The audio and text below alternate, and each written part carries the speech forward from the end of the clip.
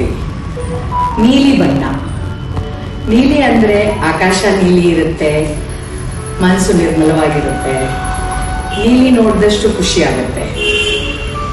But ನಾವು health ವಿಷಯ ಬಂದಾಗ, ಅದು ಹೆಣ್ಣಿನ ಆರೋಗ್ಯ ಅಂತ ಬಂದಾಗ, ಬ್ಲೂಸ್ ಯಾವಾಗ ಹೇಳ್ತೀವಿ?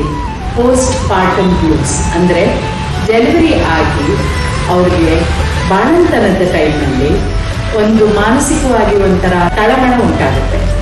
ಈ ತಳಮಳಕ್ಕೆ ನಾವು ಪೋಸ್ಟ್ ಪಾರ್ಟಮ್ ಬ್ಲೂಸ್ ಅಂತ ಹೇಳ್ತೀವಿ. ಇದಕ್ಕೆ ಕಾರಣ ಏನು?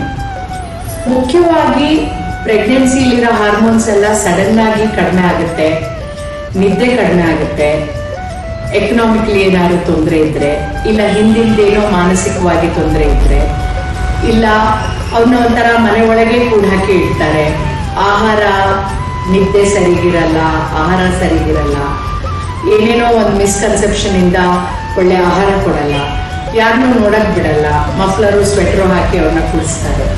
ಇಂಥವ್ರಿಗೆ ಈ ಪೋಸ್ಟ್ ಪಾರ್ಟಮ್ ಬ್ಲೂಸ್ ಬರುತ್ತೆ.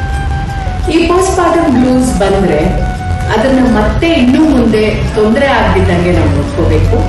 ಅವರನ್ನ ಡಾಕ್ಟ್ರಲ್ಲಿ ಕರೆಸಿ ಕೌನ್ಸಿಲಿಂಗ್ ಮಾಡಬೇಕಾಗತ್ತೆ. ಜೊತೆಗೆ ಅವ್ರಿಗೆ ಒಳ್ಳೆ ಆಹಾರ ಕೊಟ್ಟು ಒಳ್ಳೆ ಒಂದು ವಾತಾವರಣ ಕ್ರಿಯೇಟ್ ಮಾಡಬೇಕಾಗತ್ತೆ. ಮಗುನ ನೋಡ್ಕೊಳ್ಳಕ್ಕೆ ಇನ್ನೊಬ್ರು ಅವ್ರಿಗೆ ಹೆಲ್ಪ್ ಮಾಡಬೇಕಾಗತ್ತೆ. ಈಗ ತಂದೆಗೂ ಕೂಡ ಪೆಟರ್ನಿಟಿ ಲೀವ್ ಅಂತ ಕೊಡ್ತಾರೆ. ಸೊ ಟರ್ನ್ಸ್ ತಗೊಂಡು ಅವ್ರಿಗೆ ನಿದ್ದೆ ಹಾಳಾಗ್ದಿದ್ದಂಗೆ ನೋಡ್ಕೋಬೇಕು, ನೀರು ಚೆನ್ನಾಗಿ ಕೊಡಬೇಕು, ಒಳ್ಳೆ ಪೌಷ್ಟಿಕ ಆಹಾರ ಕೊಡಬೇಕು. ಅವರು ತುಂಬಾ ಹತ್ತು ನಿದ್ದೆಗೆಟ್ಟು ಬೇಜಾರು ಮಾಡ್ಕೋತಾ ಇದ್ದಾರೆ ಅಂತ ಗೊತ್ತಾದ ತಕ್ಷಣ ಅವ್ರನ್ನ ಡಾಕ್ಟ್ರಲ್ಲಿ ಕರ್ಕೊಂಡು ಹೋಗಿ ಪರೀಕ್ಷೆ ಮಾಡಿಸ್ಬೇಕಾಗುತ್ತೆ. ಯಾಕೆಂದ್ರೆ ಈ postpartum blues postpartum depression ಆಗುತ್ತೆ.